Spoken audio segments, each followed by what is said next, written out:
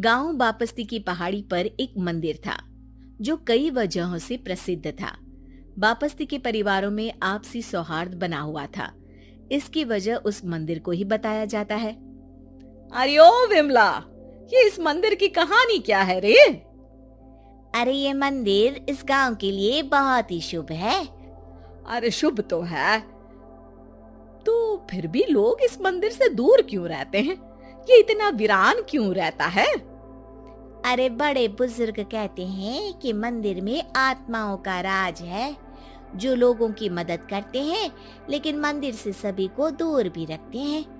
अरे ये कैसी आत्मा है जो लोगों की मदद भी करते हैं और लोगों को मंदिर से दूर भी रखते हैं? अरे यही चलता आया है यहाँ पर, इसीलिए कोई कुछ बोलता नहीं, क्योंकि जिसके घर में कोई भी परेशानी होती है तो बताते हैं कि इस मंदिर से उन्हें मदद मिलती है।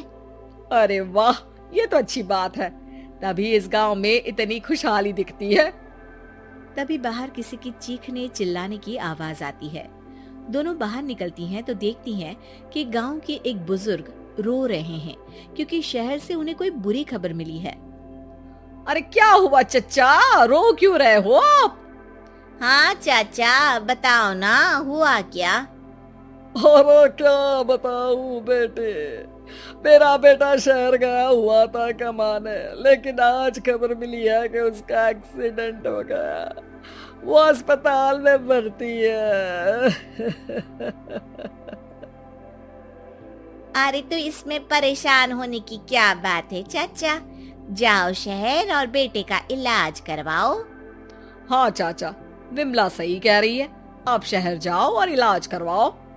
अरे कैसे इलाज करवाऊं, अभी पैसे नहीं है और शहर के अस्पतालों में इलाज का खर्चा लाखों में आता है।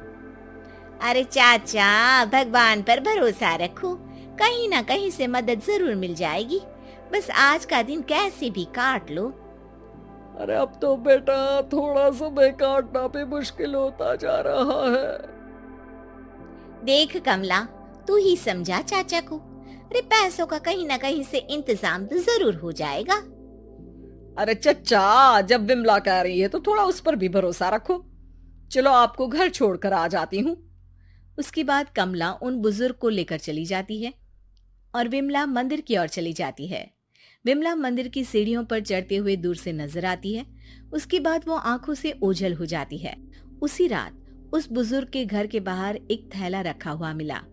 बुजुर्ग उस थैले को देखते ही चौंक पड़ा, क्योंकि उसमें 5 लाख रुपए रखे हुए थे। वो बुजुर्ग सुबह दौड़ा दौड़ा गांव के दूसरे बुजुर्गों के पास गया। अरे मंगल भाई सुनो, मेरे घर के बाहर ये पैसों से भरा बैग रखा हुआ मिला है। अरे किसका है ये भाई? अरे भैया, मुझे क्या पता। तभी उधर से कमला और विमला निकलती हैं। अरे बेटा सुन तो, देख ये क्या रखा हुआ था मेरे घर के सामने। कमला और विमला हैरानी से देखती हैं। अरे वाह, देख विमला, तूने कहा था ना कि कोई ना कोई मदद जरूर करेगा।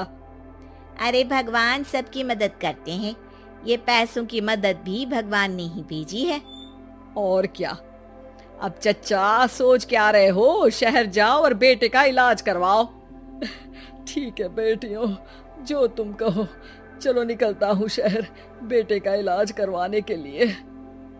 अरे विमला, एक बात तो बता, ये इन्हें मिले तो कैसे मिले पैसे?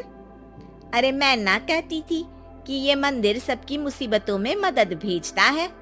अरे वाकई बड़ी पुण्य आत्मा है मंदिर में। सो तो है, लेकिन उनके बारे में लोगों को कम ही पता है।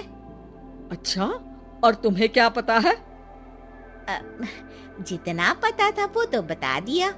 ना रे ना, मैं नहीं मानती, तू कुछ तो छिपा रही है। अरे कुछ ना छिपा रही, जो पता था वो बता दिया। मंदिर से लोगों को मदद मिलती है, बस इतना ही पता है। ठीक है बाबा, अब नहीं पूछूंगी। इसके बाद उसी रात कमला चुपचाप अपने कमरे से निकलती है और मंदिर की ओर चल पड़ती है। कमला धीरे धीरे मंदिर के दरवाजे पर पहुंचती है। अंदर से हल्की हल्की रोशनी आ रही थी।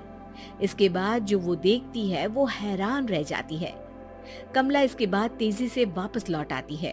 दूसरे दिन सुबह सुबह। अरे विमला, तू तो छिपी रुस्तम निकली। हैं? ऐसा क्या छिपा लिया मैंने? अरे तूने तो भनक ही नहीं लगने दी और चाचा की मदद भी कर दी। हैं?